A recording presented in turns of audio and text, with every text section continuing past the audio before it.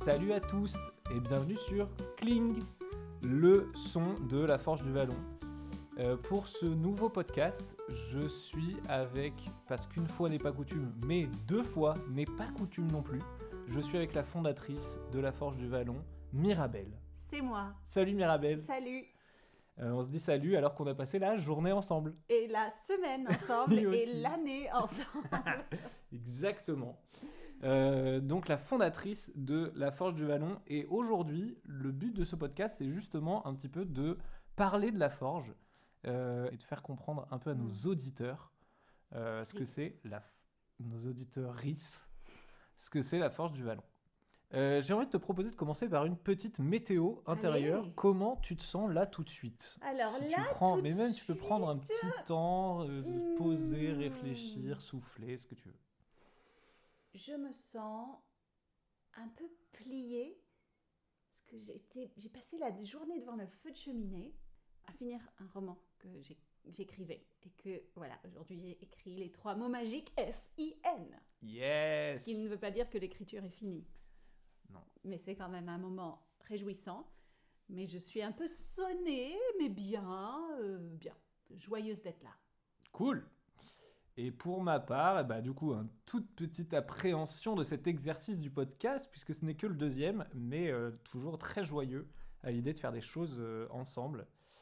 Et là, joyeux aussi à l'idée de discuter un peu de la forge et de pouvoir faire comprendre un petit peu ce que c'est, parce que c'est un peu le retour de la forge, quoi, le comeback en 2025. La renaissance. La renaissance était un peu en 2024, et là 2025, on va tout péter. Mais bien sûr, Littéralement.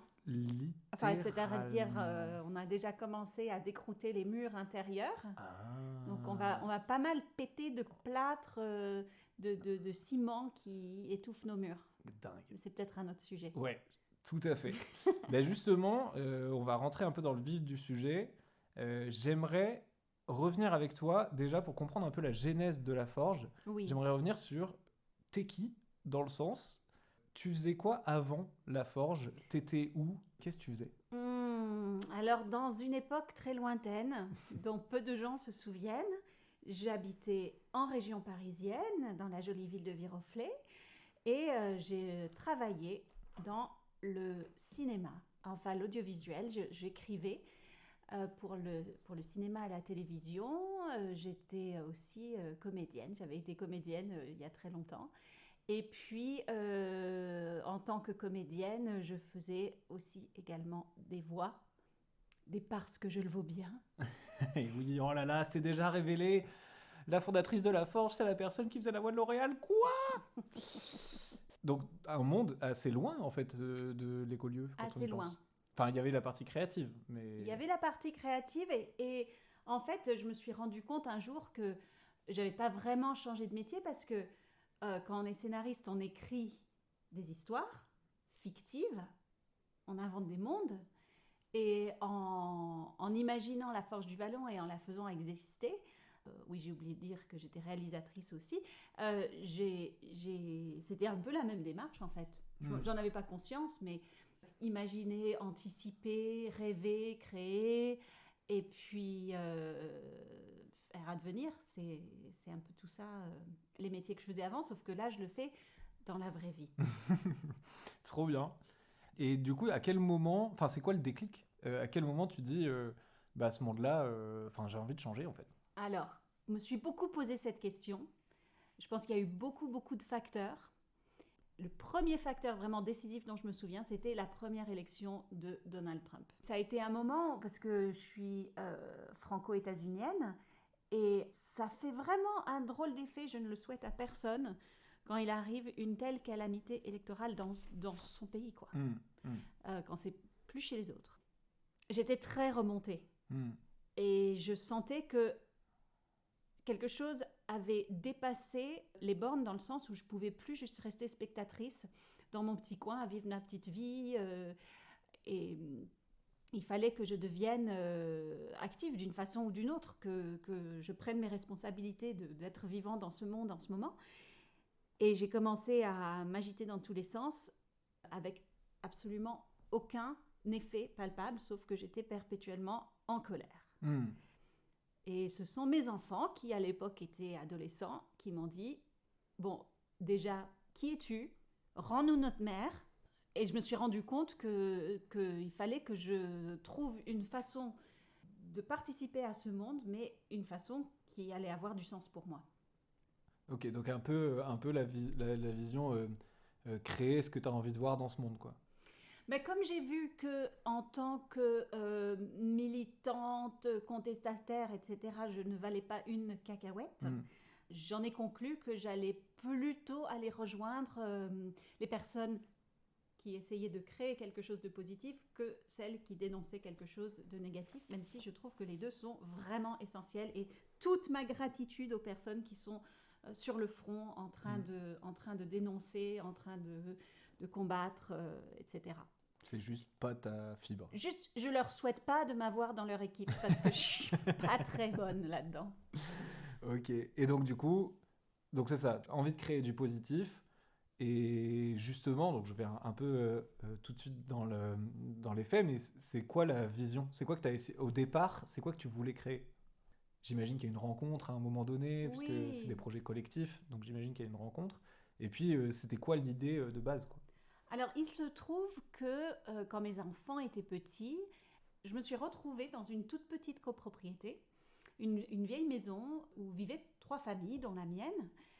Et très rapidement, c'est devenu un collectif spontané. Nos enfants vivaient tous ensemble, se déplaçaient en troupeau, s'élevaient mutuellement, ce qui nous laissait à nous plein de temps pour prendre des apéros ensemble et faire des chantiers participatifs ensemble. Et ça a été 14 ans vraiment de très très belle vie.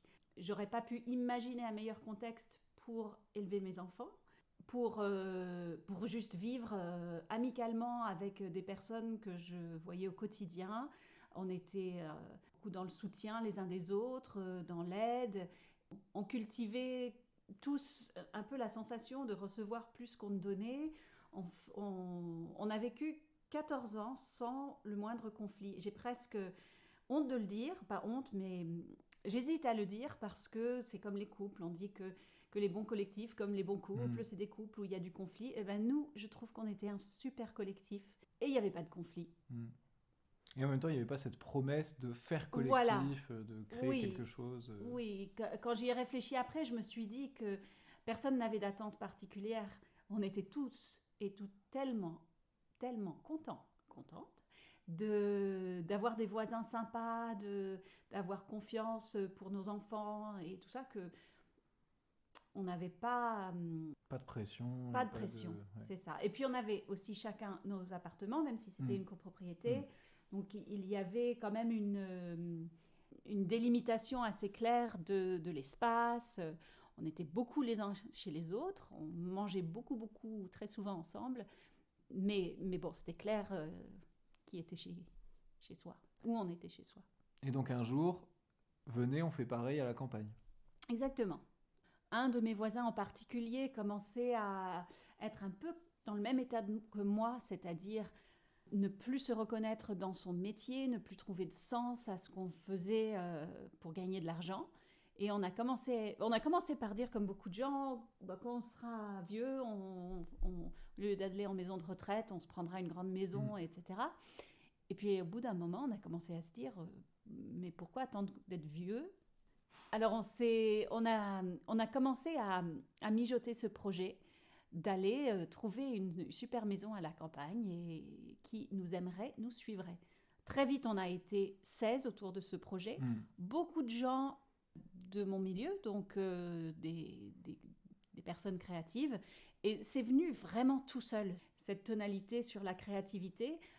Moi, j'avais bien conscience que j'avais aucune compétence dans aucun autre domaine, en fait. Donc, ce qui était le plus logique, c'était d'imaginer comment on pouvait créer un lieu, créer une économie, un projet autour de ça. Ouais. Et donc, dès le début du projet, la vision, c'est vivre ensemble à la campagne autour de la créativité. C'est ça. Dès le début, c'est ça. Et très vite, c'est si on va faire de la créativité, on a envie de faire de l'accueil et du partage. Parce que aussi, dans cette copropriété où on habitait tous ensemble, on recevait énormément et on recevait ensemble. Notamment, on était vraiment le point de ralliement de tous les copains de nos enfants et on adorait ça. Et on adorait les recevoir, les écouter, les accompagner dans leur vie, dans leur démarche. Quelquefois, leurs parents étaient un peu moins disponibles et comme nous, on était nombreux, on voyait qu'on pouvait, en se relayant, on pouvait vraiment apporter beaucoup aux personnes qui venaient. Je parle des ados, mais aussi nos amis, nos proches. Et ça a toujours été quelque chose qui nous faisait très, très plaisir. Alors, c'était évident pour nous de continuer dans cette voie et quelque part de l'officialiser en ayant un lieu qui fait de l'accueil, de la créativité. Tout de suite, on a cherché un lieu où on pouvait installer une salle de danse et d'autres espaces de création. On a trouvé le lieu en 2020, genre 2 jours avant le confinement, on visitait ce lieu, après en avoir visité plein d'autres un peu partout. Et voilà, on est arrivé en août 2020 dans cette belle propriété en Charente. Ok, donc ouais, août 2020, effectivement, il y a plus de 4 ans, 4 ans et demi. Est-ce que tu dirais que la vision a changé? Si oui, en quoi? Mais en gros, ma question, c'est surtout, est-ce que tu peux, en une phrase, donner la vision de ce lieu, En une phrase, je la vais essayer. source? Alors, la Forge du Vallon, c'est un lieu où vit un collectif très engagé qui aime recevoir et prendre soin et où toute personne, professionnelle, amateur, débutante, professionnelle, peut venir pour un projet créatif au sens large, pour réaliser ce projet créatif, où elle sera choyée, sera accompagnée. On fait la cuisine, le ménage, on prépare les chambres et on s'occupe de tout le quotidien pour que les personnes puissent être totalement libres d'explorer l'aspect de la créativité qui les intéresse. Et ce qui est très, très, très important pour nous, c'est que la créativité, ce n'est pas que de l'art et ce n'est pas que produire. La créativité, c'est aussi créer sa vie, c'est aussi créer un monde, c'est créer des relations, c'est créer le prochain chapitre de son existence. C'est aussi se ressourcer, c'est aussi s'inspirer, c'est avoir des conversations stimulantes, c'est réfléchir, c'est prendre confiance en soi. Toutes ces choses-là font partie de notre mission. C'était une phrase, mais j'ai mis beaucoup de « et » et d'écart et de Ouais, donc. t'as un peu triché, J'ai mais triché. j'aime bien quand même. On est donc en 2025 à l'heure où on parle, et on a une nouvelle équipe, etc. Mais là-dessus, j'ai pas trop envie qu'on parle de ça. Peut-être qu'on en parlera dans un autre podcast. D'accord. Là, j'aimerais bien qu'on explique aux gens comment ça fonctionne. Ouais. Et première question sur les sous. Comment t'as fait pour acheter un endroit pareil? J'ai vendu un 63 mètres carrés en région parisienne pour acheter 800 mètres carrés et 1 hectare 3 en Charente. Yes.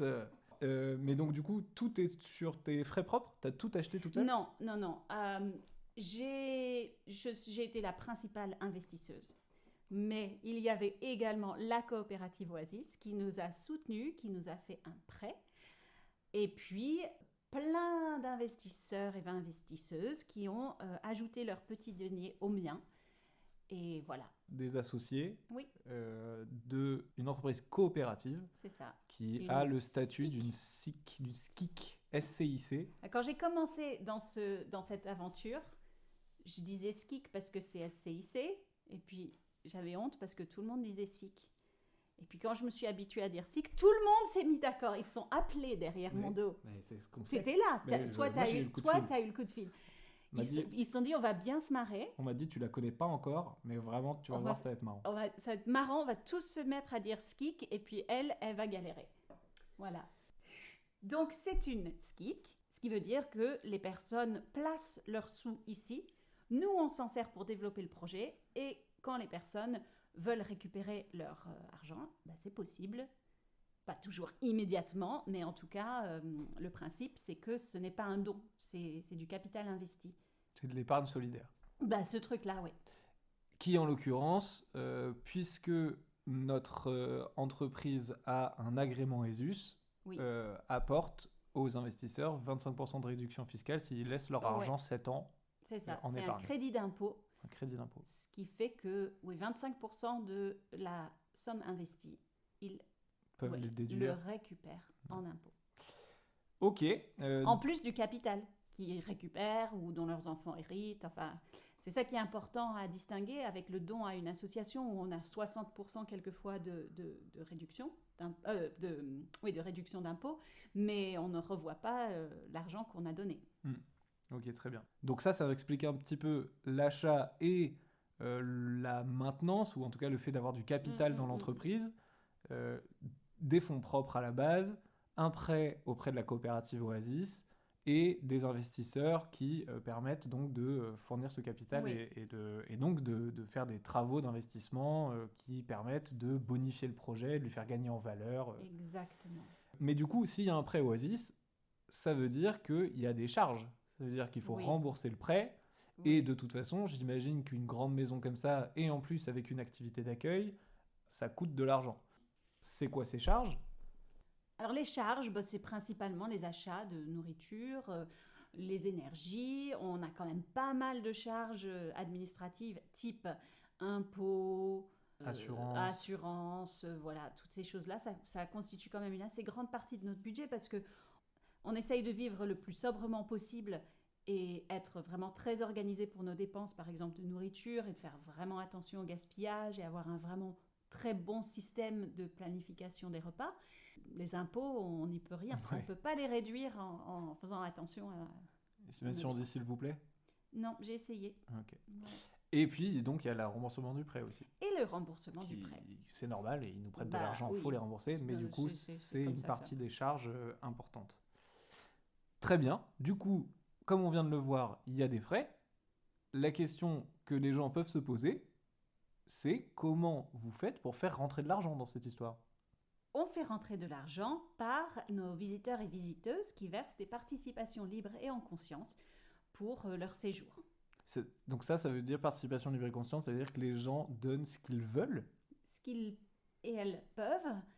On essaye de leur donner de notre côté une vision très transparente de notre économie ici et on leur fait confiance de participer à la hauteur de leurs possibilités à cette économie. Ok, donc peut-être c'est pas tant ce qu'ils veulent que ce qui est le plus juste pour eux finalement. Exactement. Donc si j'essaye de résumer un petit peu ce qu'on a dit jusque-là, au départ, il y a de l'investissement de ta part et de la coopérative Oasis, plus des associés qui ont mis de l'épargne solidaire pour investir dans le lieu et payer une partie des charges. Ces charges, justement, elles viennent de la vie sur place et de l'activité qu'on porte. Et les recettes viennent de l'activité d'accueil, donc en participation libre, et de la participation des habitants. Tout ça pour résumer un petit peu comment ça fonctionne d'un point de vue financier. On a aussi le projet d'animer des activités sur place qui aussi rentreront dans l'économie du lieu. Yes. J'aimerais bien qu'on parle un petit peu de l'humain. Oui. Parce que ça fait quand même vachement partie de ce projet. Et sans revenir sur la construction de l'équipe, etc., j'aimerais qu'on parle de la gouvernance. Oui. Pour ceux qui nous écoutent et qui ne savent pas vraiment ce que c'est ce mot, la gouvernance, c'est comment est-ce qu'on décide des trucs. Ouais. C'est un peu ça. C'est un peu ça. On est en collectif, on a un projet commun, mais on n'est pas toujours d'accord, évidemment. Et donc, comment est-ce qu'on décide pour prendre nos actions ? Est-ce que tu aimerais bien expliquer aux gens qui nous écoutent encore, et si vous êtes encore là, je vous félicite, ce qu'on essaie de mettre en place à la Forge en termes de gouvernance ? Oui. Alors, quand on était en train de préparer ce projet, dans les années qui ont précédé la venue sur place, je rongeais mon frein. J'avais vraiment très, très, très envie de mener ce projet à bien, mais on n'avait pas encore trouvé la propriété, on ne savait pas où on allait. Et du coup, j'ai commencé à faire des stages, des formations, lire énormément sur les dynamiques de groupe, les systèmes de gouvernance, les différentes méthodes de prise de décision collective et de gestion de la vie collective. Donc je suis arrivée ici, mais blindée de théorie et super amoureuse de toutes les méthodes trop chouettes que j'avais apprises et assez convaincue que peu importe finalement les personnes, on allait pouvoir super bien s'entendre et super bien mener ensemble le projet parce que c'est super méthode. Ça n'a pas super bien marché. Ah. Non, parce que en plus de la théorie, fallait un peu de pratique derrière. Et ben, la pratique, ça n'a pas été très simple à assimiler. Il a fallu des faux départs, des grosses crises, etc. Mais petit à petit, il y a des choses que j'ai commencé à comprendre. Et puis aussi des nouvelles perspectives que j'ai pu aborder et qui ont commencé à se mélanger dans un système de gouvernance qu'on utilise aujourd'hui et qui, ma foi, semble tenir sacrément la route. Alors, ce sera certainement le sujet d'un podcast entier. En vrai, la gouvernance qu'on essaie de mettre en place, et Ouais. peut-être avec d'autres invités, Oui, notamment oui, nos autres habitants. oui. Est-ce que quand même, tu pourrais essayer de nous l'expliquer en quelques En mots, quelques en mots, phrases? j'ai pris conscience que le collectif peut être aussi étouffant qu'une hiérarchie. Un collectif n'a pas une opinion. Un collectif est une somme de points de vue différents qui peuvent se tisser, se rejoindre et donner une couleur, on l'espère, mais décider tout ensemble, ça n'avait pas de sens. En plus, décider de tout ensemble, ça nous prive de la satisfaction personnelle. L'image que j'ai toujours, c'est genre, on me lance le ballon, je l'attrape et je peux courir avec. Imaginons un rugby, enfin je crois que je parle du rugby ou peut-être du football américain, où on me lance le ballon, je l'attrape et je dois demander à tout le monde si je pars du pied droit ou du pied gauche, combien de pas je fais, voilà. Ça marcherait pas très bien. Donc j'ai vraiment eu envie de créer une gouvernance où on peut courir avec le ballon, où chaque personne peut courir avec le ballon et qui en plus chaque personne peut courir à sa façon et avec son enthousiasme sur les sujets vraiment qui l'intéressent. Une énorme ampoule s'est illuminée au-dessus de ma tête le jour où j'ai compris que aucun système ne nous préserve des erreurs. Que ce soit des décisions hiérarchiques, que ce soit des décisions collectives ou que ce soit des décisions individuelles de personnes agissant pour un collectif, il y aura des erreurs. Dans un projet comme le nôtre, on peut être assez sûr que toutes les erreurs vont être des erreurs de bonne foi. On est tous assez impliqués dans ce projet pour vouloir le bien du projet. Après, le bien du projet, ça prend différentes formes pour différentes personnes, à différents moments. Et donc, notre gouvernance est un petit peu basée sur le fait qu'on va se faire confiance, à la fois pour quelquefois exprimer notre génie, et quelquefois faire des erreurs qui vont nous permettre d'apprendre et de progresser, et puis après avoir du génie plus tard, quand on aura appris de nos erreurs. Donc ça, c'est l'idée, mais concrètement? Concrètement, on a un système de gouvernance où le plus possible, les décisions sont prises en autonomie par la personne qui a décidé de devenir garant ou garante d'un certain domaine dans le projet. Par exemple, Elisabeth se porte aujourd'hui garant de notre potager. Eh bien, Elisabeth fait bien comme elle veut dans le potager. Évidemment, à l'intérieur du cadre des valeurs du projet global et des orientations principales, elle va pouvoir, évidemment, si demain je la vois en train de verser des litres de pesticides dans le jardin, on aura une conversation sur les valeurs écologiques du projet. Mais au-delà de ça, personne n'est en train de lui dire plante les poireaux ici, non là-bas, moi je trouve que ce serait mieux là, etc. Évidemment, parce que c'est son désir de bien faire les choses, comme nous toutes et tous, elle va par exemple être en conversation constante avec la personne qui se porte garant de l'alimentation et la cuisine pour s'assurer qu'elle plante bien les légumes qu'on souhaite manger, par exemple. Mais ça va être des conversations qui ont plus une nature consultative que de la prise de décision collective. Donc, on va être dans l'autonomie et la souveraineté, dans les domaines qui nous passionnent le plus, pour lesquels on sent le plus d'élan et d'énergie. Et après, on prend toutes et toutes la responsabilité de consulter les autres membres du collectif pour tout ce qu'on va entreprendre qui va les impacter. Le tout dans, tu l'as dit, mais le tout dans un carcan, ou en tout cas un cadre posé par la source du projet global, qui donc donne un peu quelques directions, ou quelques... Oui. Et où justement, tout le travail ensuite, c'est donner un maximum d'informations à chacun d'entre nous pour prendre des décisions les plus en phase avec les besoins du projet. Et donc ensuite, on peut vraiment se faire confiance dans ces décisions.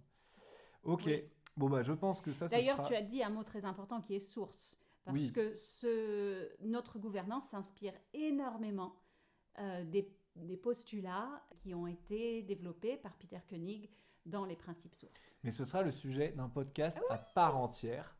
Et bah je pense que c'est pas mal pour aujourd'hui. J'espère en tout cas que ça vous a permis de comprendre un petit peu plus ce qu'est la Forge du Vallon.